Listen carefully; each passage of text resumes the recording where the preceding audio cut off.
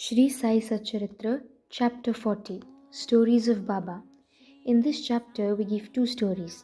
First, how Baba attended the Udyapan ceremony of Mr. Deo's mother at his house at the Hanu, and second, how Baba attended the Shimgav dinner party in Hemadpant's house at Bandra. Preliminary. Blessed is Shri Sai Samartha, who gives instructions in both temporal and spiritual matters to his devotees and makes them happy by enabling them to achieve the goal of their life. Sai, who when places his hand on their heads transfers his powers to them and thus destroying the sense of differentiation, makes them attain the unattainable thing. He who embraces the bhaktas, who prostrate themselves before him with no sense of duality or difference. He becomes one with the bhaktas as the sea with the rivers when they meet it in the rainy season and gives them his power and position. It follows from this that he who sings the leelas of God's bhaktas is equally or more dear to him than one who sang the leelas of God only. Now to revert to the stories of this chapter. Mrs.Deo's Udyapan ceremony. Mr. Deo was a Mamlatdar at Dahanu, Thana district. His mother had observed 25 or 30 different vows, and a Udyapan, concluding ceremony in connection therewith, was to be performed. This ceremony including the feeding of 100 or 200 Brahmins. Mr. Deo fixed a date for the ceremony and wrote a letter to Bapu Sahib Jog asking him to request Sai Baba on his behalf to attend the dinner of the ceremony, as without his attendance the ceremony would not be duly completed. Bapu Sahib Jog read out the letter to Baba. Baba noted carefully the pure-hearted invitation and said, "Always think of him who remembers me. I require no conveyance, carriage, tanga, nor train, nor aeroplane. I run and manifest myself to him who lovingly calls me. Write to him a pleasing reply that the three of us, the trio, myself, yourself, and a third, will go and attend it."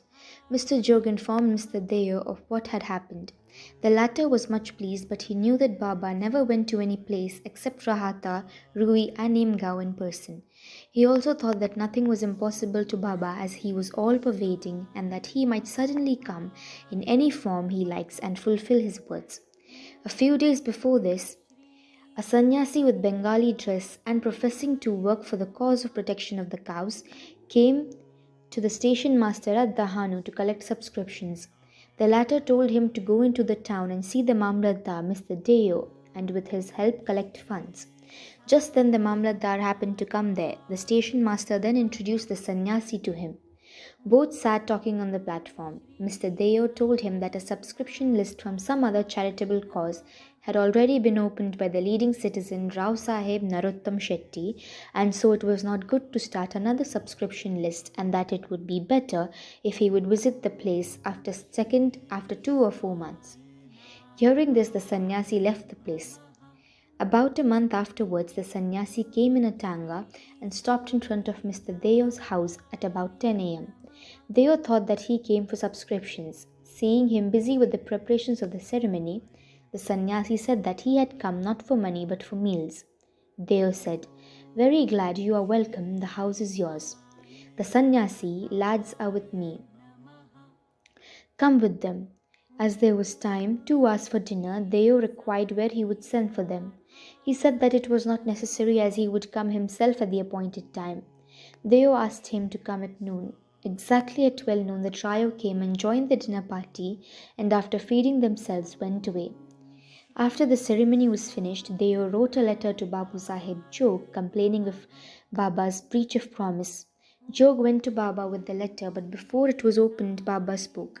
He says that I promised him to come but deceived him. Inform him that I did attend his dinner with 2 others, but he failed to recognize me. Then why did he call me at all?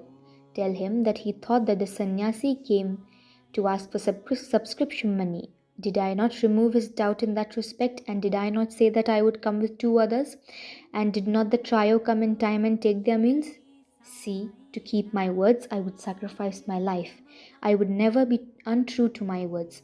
This reply gladdened Jog's heart, and he communicated the whole of the reply to Deo. As soon as he heard it, he burst into tears of joy, but he took himself to task mentally for vainly blaming Baba. He wondered how he was deceived by the sannyasi's prior visit and his coming to him for subscriptions, how he also failed to catch the significance of the sannyasi's words that he would come with two other for meals. This story clearly shows us that when the devotees surrender themselves completely to their Sadguru, he sees that the religious functions in their houses are duly executed and completed and compiled with all the necessary formalities. Hemadpant's Shimga dinner. Now let us take another short story which shows how Baba appeared in the form of his picture and fulfilled the desire of his devotee. In 1917, on the full moon morning, Hemadpant had a vision. Baba appeared to him in his dream in the form of a well-dressed sannyasi, woke him up, and said that he would come to him for meals that day.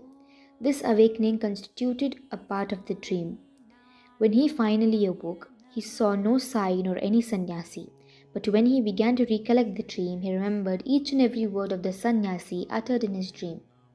Though he was in contact with Baba for 7 years and though he always meditated on him, he never accepted that Baba would come to his house for meals. However, being much pleased with Baba's words, he went to his wife and informed her that being the holy day, a sannyasi guest was coming for meals and that some more rice should be prepared. She inquired about the guest, who he was and whence he was coming. Then, not to lead her astray and not to cause any misunderstanding, he gave her the truth. That is, told her about the dream. She doubtingly asked whether it was possible that Baba should come there, Bandra from Shirdi, leaving the dainty dishes there for accepting their coarse food. Hemadpant then assured her that Baba might not come in person, but he might attend in the form of guest, and that they would lose nothing if they cooked some more rice. After this, preparations for the dinner went on, and it was quite ready at noon. The Holika worship was gone through, and the dishes were spread and arranged with rangoli marks around them. 2 rows were put up with central seats between them for the guest. All the members of the family, sons, grandsons, daughters, and son-in-laws, etc., came and occupied their proper seats, and the serving of the various articles commenced. While this was being done, everybody was watching for the guest, but none turned up, though it was past noon. Then the door was closed and chained. The Anna Shuddhi ghee was served. This was a signal to start eating. Formal offering to the Vaishvadeva, fire, and Naivedya to Sri Krishna were also over, and the members were about to begin, when footsteps in the staircase were distinctly heard. Hemadpant went immediately and opened the door, and saw 2 men there. First, Ali Muhammad, and second, Maulana Ismu Mujawar. These 2 persons, seeing that meals were ready and all the members were about to begin eating, apologized to Hemadpant and requested him to excuse their interference. They said, "Left your seat and came running to us. Others are waiting for you, so please take this, your thing, and I shall relate all the wonderful tale about it later on at your convenience." So saying, he took out from his armpit a packet wrapped in an old newspaper cover and placed it on the table. Hemadpant uncovered the packet and saw, to his great wonder and surprise, a big nice picture of Sai Baba. Seeing it, he was much moved. Tears ran from his eyes and hair stood on end all over his body, and he bent and placed his head on the feet of Baba in the picture. He thought that Baba had blessed him by this miracle or leela. Out of curiosity, he asked Ali Muhammad whence he got this picture. He said that he bought it from a shop and that he would give all the details about it some time afterwards, and wished that as all the members were waiting for him, he should go and join them. Hemadpant thanked him, bade them goodbye, and returned to the dining hall.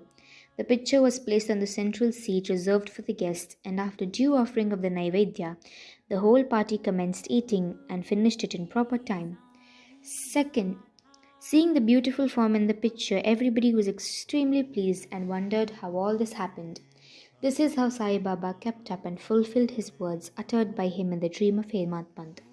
The story of the picture with all its details, that is, how Muhammad got it, why he bought it and gave it to Hemadpant, is reserved for the next chapter. Bow to Shri Sai, peace be to all.